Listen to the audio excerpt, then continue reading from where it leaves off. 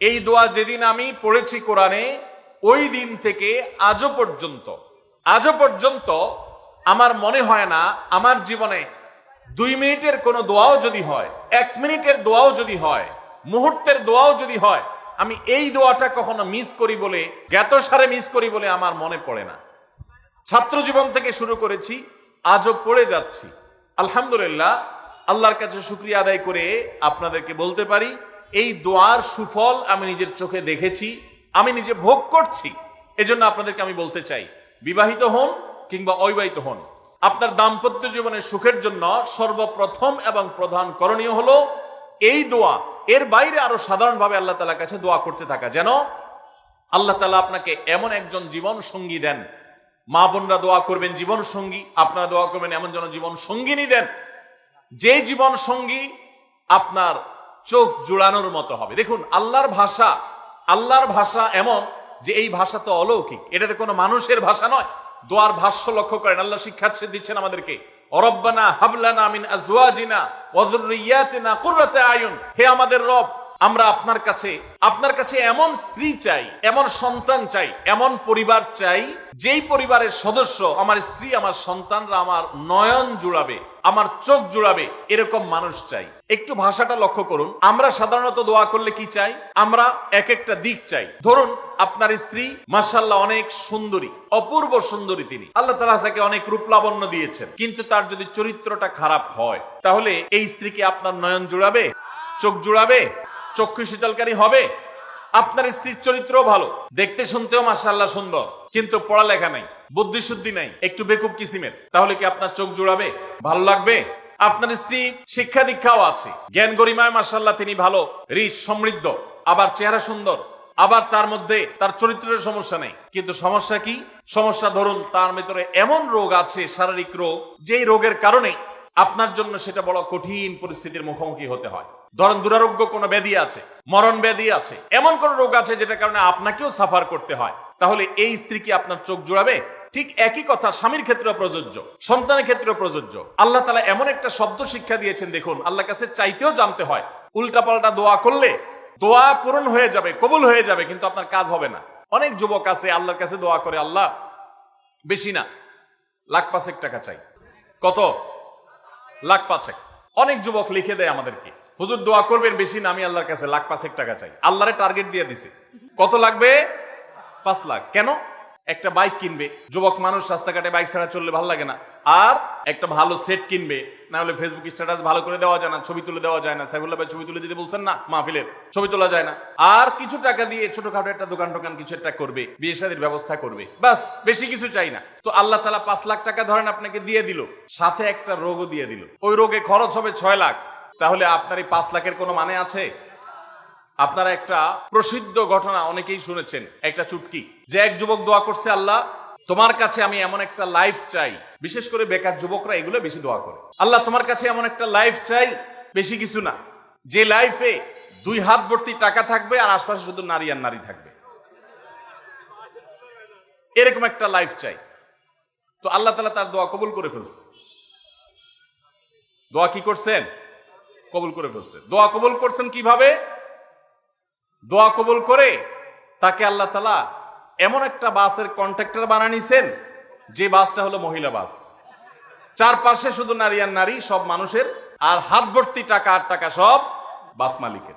দোয়া কিন্তু কবুল হয়ে গেছে। তো আল্লাহ তাআলার কাছে উল্টাপাল্টা দোয়া করলে কি হয় দেখছেন? দেখুন, দাম্পত্য জীবনে সুখের জন্য দোয়া কিভাবে করতে হবে আল্লাহ শিখিয়ে দিয়েছেন। রব্বানা হাবলানা মিন আজওয়াজিনা ওয়া যুররিয়াতিনা কুররাতা আয়ুন। আল্লাহ আমার পরিবারের সদস্যরা যেন এমন হয় যে তাদেরকে দেখলে আমার নয়ন জড়িয়ে যাবে। অর্থাৎ নয়ন জোড়াতে হলে সব দিক থেকে পারফেক্ট হতে হবে, সব দিক থেকে ভালো হতে হবে, তখনই তো দিল জোড়াবে। ওয়াজআলনা লিল মুত্তাকিনা ইমামা। আর আমাদের সবাইকে, গোটা পরিবারকে আপনি মুত্তাকিদের ইমাম বানায় দেন, সৎ মানুষ বানায় দেন। কারণ সৎ যদি না হয়, আল্লাহ ভীরু যদি না হয়, তাহলে কখনো তাদের মাধ্যমে আপনি সুখ শান্তি পেতে পারেন না। তাহলে প্রথম করণীয় দাম্পত্য জীবনের সুখের জন্য, সুখী দাম্পত্যের জন্য আল্লাহর কাছে দোয়া করতে থাকা। সূরা ফুরকানের 74 নম্বর আয়াত, এর পাশাপাশি আরো যত আয়াত আছে, অথবা সাধারণভাবে আপনি আল্লাহর কাছে, আল্লাহ আমি ভালো সঙ্গী যেন পাই, সেজন্য দোয়া করতে থাকবো। আল্লাহ আমাদেরকে তৌফিক দান করুন। নাম্বার 2, জীবন সঙ্গী নির্বাচনের ক্ষেত্রে দিনদারিতাটাকে অগ্রাধিকার দেওয়া। কোনটাকে অগ্রাধিকার দেওয়া? ধার্মিকতাকে অগ্রাধিকার দেওয়া। নবী করিম সাল্লাল্লাহু আলাইহি ওয়াসাল্লামের প্রসিদ্ধ একটা হাদিস আপনারা অনেকে শুনেছেন, তিনি বলেছেন তুনকাহুল মারআতু লিআরবা, চারটি জিনিস দেখে সাধারণত মেয়েদেরকে বিয়ে করা হয় বা মেয়েরা ছেলেদেরকে বিয়ে করে। চারটি জিনিস, সে চারটি জিনিসে একটি হলো লিমালিহা, সাধারণত পয়সা করে দেখে বিয়ে করা হয়। অনেক ছেলে ফেলে আছে দেখবেন, ছেলে ফেলে কি মুরব্বীরাও আছেন অনেকে, যে ছেলে বিয়ে করার জন্য পয়সাওয়ালা বাপের মেয়ে খোঁজে, আছে না নেই? পয়সাওয়ালা বাপের মেয়ে খোঁজে। কত যুবক যে এই পর্যন্ত চিরকুট লিখে পাঠিয়েছে আমাদের কাছে যে হুজুর বেকার, এর জন্য কেউ মেয়ে বিয়ে দিতে চায় না। আবার অনেকে লিখে পাঠিয়েছে হুজুর সরকারি চাকরি ছাড়া মেয়ের বাবারা মেয়ে দিতে চায় না। আছে না এই সমস্যা? তো নবী সাল্লাল্লাহু আলাইহি ওয়াসাল্লাম বলেছেন সম্পদ দেখে অনেকে বিয়ে করে, আবার অনেকে রূপ লাবণ্য চেহারা ছবি দেখে বিয়ে করে, অনেকে সামাজিক অবস্থান প্রতিপত্তি বংশমর্যাদা দেখে বিয়ে করে, আর অনেকে দিনদারিতা ধার্মিকতা দেখে বিয়ে করে। নবী সাল্লাল্লাহু আলাইহি ওয়াসাল্লাম বলেছেন ফাজফার বিজাতিদ দ্বীন, তোমরা বিয়ের ক্ষেত্রে এই ধার্মিকতা দেখে বিয়ে করে সেই বিয়ে তোমরা সফল হওয়ার চেষ্টা করবে, কারণ এটাই হলো সুখের মূল চাবিকাঠি। আপনার স্ত্রী, আপনার স্বামী, আপনার জীবন সঙ্গী সঙ্গিনী যদি নেককার হন, আল্লাহভীরু হন, তার যদি কোন একটা জায়গায় সারেন্ডার করার জায়গা থাকে, তো আপনি নিশ্চিত থাকতে পারেন তাকে নিয়ে আপনি সুখে থাকবেন।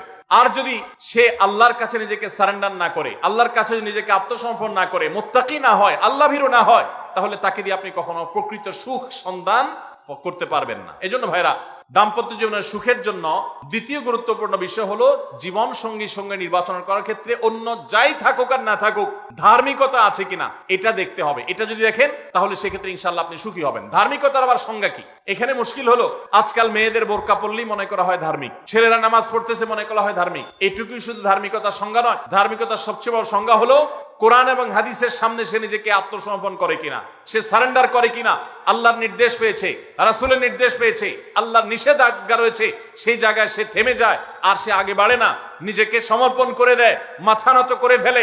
এরকম যদি হয় তাহলে সেই ছেলে নিয়েও সুখী থাকবেন, সেই মেয়ে নিয়েও সুখী থাকবেন। আমি বিশেষ করে মেয়ের বাবারা যারা নিজের মেয়ে বিয়ে দেওয়ার জন্য সরকারি চাকরিজীবী খুঁজেন, পয়সাওয়ালা খুঁজেন, বিভিন্ন বড় বড় পদে থাকা মানুষগুলোকে খুঁজে বেড়ান, আমি তাদেরকে বলি আপনার মেয়ের জন্য ফজরের নামাজের সামনের কাতারে থাকা যুবকগুলোকে খুঁজে বের করেন। এই যে যুবকরা চিৎকার করছে সবাই ফজর নামাজ পড়েন, আল্লাহ সব যুবককে ফজর নামাজ জামাতের সাথে পড়ার তৌফিক দান করুন। ভাইরা আমার, যেই ছেলে আল্লাহকে ভয় করে, যেই ছেলের ভিতরে কোরআন এবং হাদিসের কাছে আত্মসমর্পণ করার মতো মানসিকতা আছে, এই ছেলে আর যা হোক তার স্ত্রীকে কখনো কষ্ট দিবে। যেই মেয়ে কোরআন হাদিসের কাছে নিজেকে সমর্পণ করেছে, কোরআন হাদিস যেহেতু স্বামীকে শ্রদ্ধা করতে বলে, এই মেয়ে কখনো স্বামীর প্রতি অশ্রদ্ধা করবে না। অতএব দাম্পত্য জীবনের অনেক গুরুত্বপূর্ণ একটা পয়েন্ট হলো এটা, যে আপনি তার রূপ লাবণ্য, সামাজিক অবস্থান, সম্পদ, পয়সা কড়ি এগুলো দেখেন বা না দেখেন, প্রধান বিবেচ্য বিষয় হবে তার ধার্মিকতা। এটা যদি দেখেন ইনশাআল্লাহ দেখবেন যে আপনি সুখে থাকবেন। আল্লাহ তাআলা আমাদের সবাইকে এই দিকটাকে বিবেচনা করে আমাদের দাম্পত্য জীবনকে গড়ে তোলার তৌফিক দান করুন। তৃতীয় যে পয়েন্টটি বলতে চাই তা হলো দাম্পত্য জীবনের সুখের মূল মন্ত্র হলো সবর এবং শুকর। সবর এবং আমাদের দেশে সর্বস্তরে, শুধু দাম্পত্য জীবনে না, সব ক্ষেত্রে বেসবরি, ধৈর্যহীনতা, অসহিষ্ণুতা এটা এমন পর্যায়ে চলে গেছে, আপনারা পত্রিকার পাতা খুললেই দেখবেন যে বিয়ে বাড়িতে চিংড়ি মাছ দেওয়া হয়েছে সাইজ একটু ছোট, সেজন্য মারামারি হয়ে শুধু বিয়ে ভাঙছে তা নয়, 2-4 জন মারাও গেছে। শোনেন না আপনারা? তার 4-5 দিন আগে নিউজ দেখলাম যে বিয়ের অনুষ্ঠানে সামান্য একটু কথা কাটাকাটিকে কেন্দ্র করে মেয়ের ভগ্নিপতি না খুব নিয়ারেস্ট একজনকে পিটিয়ে মেরেই ফেলেছে। ভাইরা আমার, এই ধরনের ঘটনা আপনারা শুনেন না? ঘরে ঘরে অসহিষ্ণুতা এবং ধৈর্যহীনতা। আমি একটা কথা প্রায় বলি, সুখী দাম্পত্য জীবনের জন্য পুরুষ এবং নারী উভয়ের জন্য সর্বপ্রথম এবং প্রধান করণীয় হলো আল্লাহ তাআলার কাছে অনেক আগে থেকে দোয়া করতে থাকা, দরখাস্ত সাবমিট করা যে আল্লাহ, আমার পরিবার, আমার স্ত্রী, আমার অনাগত সন্তান সন্ততি যারা আসবে আমার বংশে, আমার ঘরে, আমার সংসারে, আমার পরিবারে, আল্লাহ আপনি তাদেরকে নেককার, তাদেরকে মুত্তাকিদের ইমাম এবং তাদেরকে এমন মানুষ বানিয়ে দেন যেন তারা চক্ষু শীতলকারী হয়। আপনাদেরকে একটা দোয়া শিখাতে চাই, অনেকে হয়তো জানেন, সূরা ফুরকানের 74 নম্বর আয়াত। সূরার নাম কি বলেছি? ফুরকান। আয়াত নম্বর কত বলেছি? 74। আমার বুঝজ্ঞান হইছে থেকে নিয়ে ছাত্র জীবনে যখন আমি অনেক ছোট ছিলাম, এই দোয়া যেদিন আমি পড়েছি কোরআনে, ওই দিন থেকে আজও পর্যন্ত আমার মনে হয় না আমার জীবনে 2 মিনিটের কোনো দোয়াও যদি হয়, 1 মিনিটের দোয়াও যদি হয়, মুহূর্তের দোয়াও যদি হয়, আমি এই দোয়াটা কখনো মিস করি বলে, জ্ঞাতসারে মিস করি বলে আমার মনে পড়ে না।